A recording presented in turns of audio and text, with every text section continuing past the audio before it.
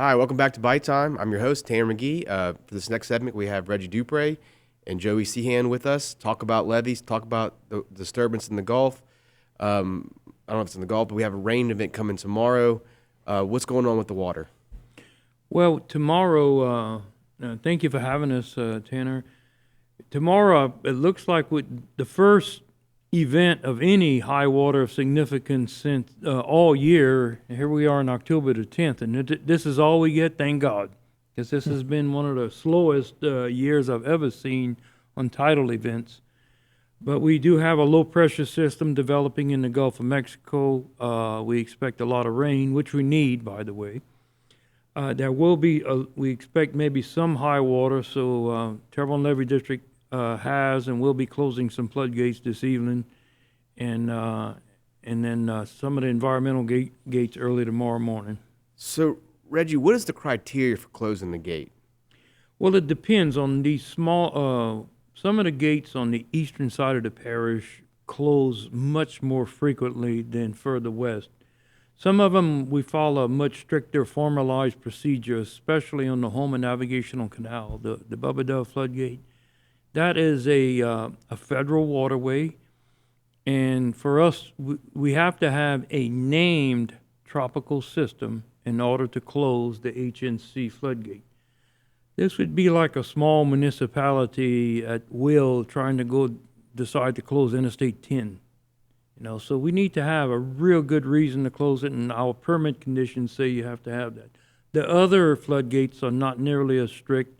It's kind of left to our discretion, really. Mine, and on these non-tropical events, I usually defer to my operations director, Greg Gautreaux, and especially Humboldt Canal and Lower Montague and Bayou Terrebonne, Boudreaux Canal, which now Boudreaux Canal, together with the Upper Little Ukiah floodgate and the conveyance channel and pump station built in Chauvin, the community of Chauvin really is isolated where you can keep the whole community, including the Bayou, pumped down. And I guess Joey can talk about that too. Yeah. Joey? Yeah, so we have it's the D67 pump station down in Chauvin. When I believe it hits a 1.8, Reggie, if I'm correct, on the outside, y'all shut the Boudreaux Canal system. I think it's 1.4. 1.4, okay. Yeah. And we initiate pump down on D67. We put the pumps in automatic, and everything's done through our telemetry system. So that system is online right now, and we're ready for some rain. So when you say the telemetry system, it means you're doing it remotely from your headquarters and not having to go out there. Correct. That's with kind of the level of sophistication. Mm-hmm. In the legislature, I used to tell all the representatives from New Orleans, you should come see what we can do with levees and pumps in Terrebonne Parish. Mm-hmm. And they're still using like an old 1925 key to crank up their machines, but we got it going on. Between the parish and the Levee District, we are very, very high tech in this parish. I mean, the parish has the telemetry and SCADA system where Joey can turn on or turn off a pump from a cell phone. If there's an engine running hot or something, it sends him an alarm. He can take action immediately. You can react to emergencies. On the Levee District, we have at 11 of our floodgates, we have a floodgate monitoring system where we can see the water levels inside and out. Some of the floodgates have other weather data, such as wind speed, wind direction, flow data. And some of this information we share with the general public, not just the media, everybody. If somebody wants to go on www.tlcd.org/mobile, you can download our system, and we share the outside water levels of all of our floodgates, and the other weather information, such as wind speed and wind direction, is available. So you just have to go to it, and when you see the list of gates with all the various colors, here's an example right here. So this is the HNC. This is what anybody in the general public can see this reading. So right now, the wind is blowing at the northeast at 4.3 miles an hour from my sight is not that great, but I'm not wearing my glasses, so I can't help you on that. Yeah. So anyway, but anyway, you can see, and then the water levels. We let the general public see the water levels. So anywhere during any event, you can go see the outside water levels on how high the water has gotten. Some information we do not put on this site for liability reasons, such as the flow data and all. But all the emergency managers, my operations staff, EOC, Earl Hughes, the parish, sheriff's office, all have access to our emergency manager site. And so if you add up what we're doing with our floodgate monitoring system and what the parish does with their telemetry and SCADA, we ahead of almost anywhere in the United States on water management. We've gotten real high tech, and it is helping us make major decisions during emergencies and really non-emergencies. Yeah, and look, I sometimes I hear it from the public, but I don't think they realize how transparent the system actually is, how much of the information is really available to them. I think they think Reggie's a wizard behind a sheet somewhere just making calls out of nowhere. Right. But it's actually based on information that you have and criteria that you set out beforehand, and it's transparent as well. I mean, there's nothing, nobody's trying to hide the ball. And we just recently improved our database so that we have much more capacity. So South Lafourche is looking at getting onto our system, and so is St. Mary for the Bayou floodgate. So just imagine for any event, any tidal event or tropical event, all the way from Golden Meadow to the Chafalaya River, we've able to see exactly at the same time what water levels are doing on the same datum. I mean, we can really start to predict, what happens hydraulically anywhere in this region. Bringing back this segment, I want to show the people in the public the live shot of the Bubba Dove, because this is actually something you can see right here. We are looking at the Bubba Dove in real time. Reggie and Joey, what are we looking at? Well, this is facing south on the Bubba Dove floodgate towards Cocodrie along the Houma Navigational Canal. It is very calm, and I have pulled up on my phone the dashboard for the data, so I can tell you the current reading, I think, is 0.87, which is low. So right now the stage is it's a very low tide. It's 0.87 above sea level, and we just coming out of high tide. So it only peaked out at like about 1.1. It's coming down. It's gonna come down all afternoon, and sometime tonight it will start to rise. And with this low pressure system, it'll probably come up tonight higher than last night. Yeah, it's calm now, but we are expecting it for it to change quickly. In fact, the National Weather Forecast is saying we're in a gale watch in marine waters, which means we're going to have some high winds over the marine waters beginning Wednesday afternoon and into the night. It's going to have increased wave seas, some strong winds, and they're saying, be careful when you're boating. Is that what you're seeing as well, guys? Yeah, absolutely. Yeah, 7 to 10 foot seas. It's going to get a little choppy out there. Not good fishing weather. No, not good fishing weather. Take a break from that. And so then these things are also going to have some gusty winds that are going to go through the night.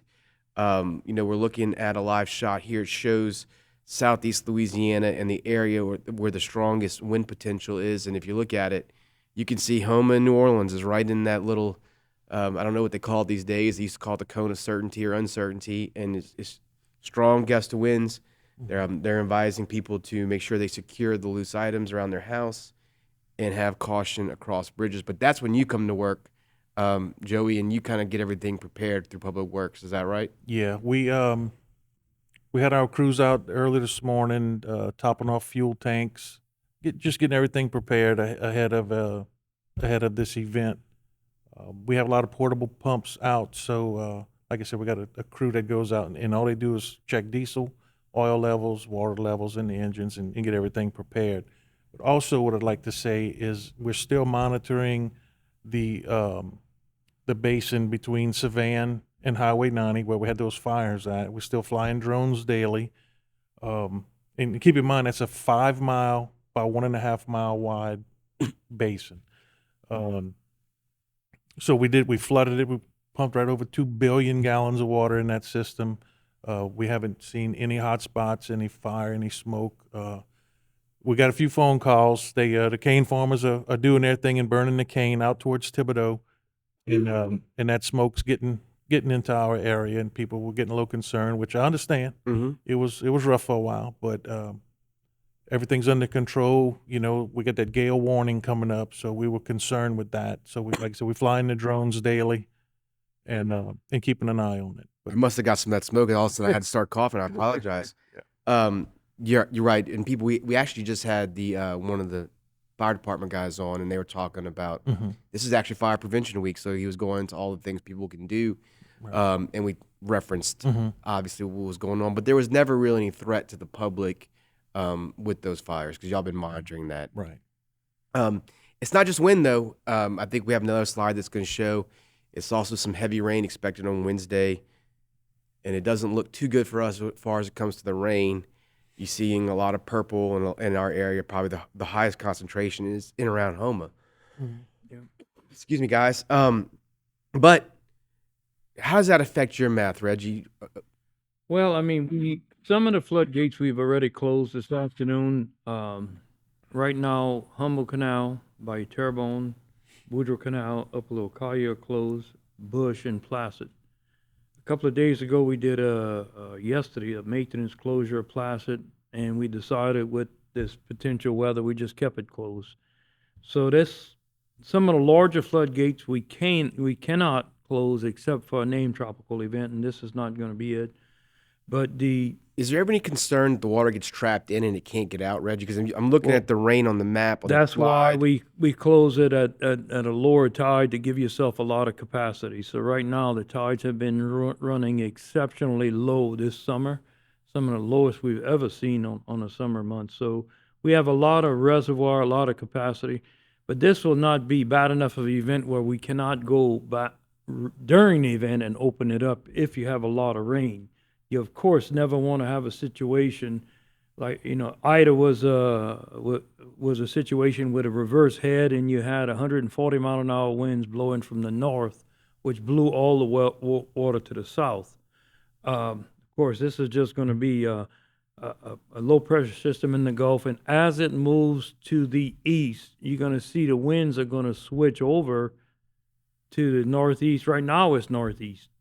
So it may be blowing out the south for a little while, but as it moves to the east, the direction will shift, and then water will have more of a tendency to go out. So, the direction and place a low pressure system in the Gulf is very, very important on decisions we make on, what we close and when. Some storms that are far enough east, even hurricanes, we may even leave some gates open, because the water's going to go out and not in. Yeah. When you ran for the legislature back in the 90s, did you think you'd be doing a lesson on tides and meteorology? No. I never thought I'd say that Wendell Curall was my mentor. Showing where the storm is, coming from the Bay of Campeche, and you're saying we're lucky it's not a hurricane because this is when it gets really dangerous.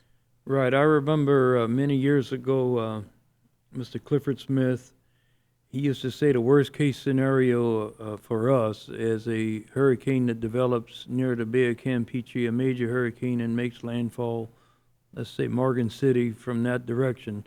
It puts the highest possible tidal surge on us. Of course, this is not a hurricane, it's not a storm, it's not even a depression, it's an invest.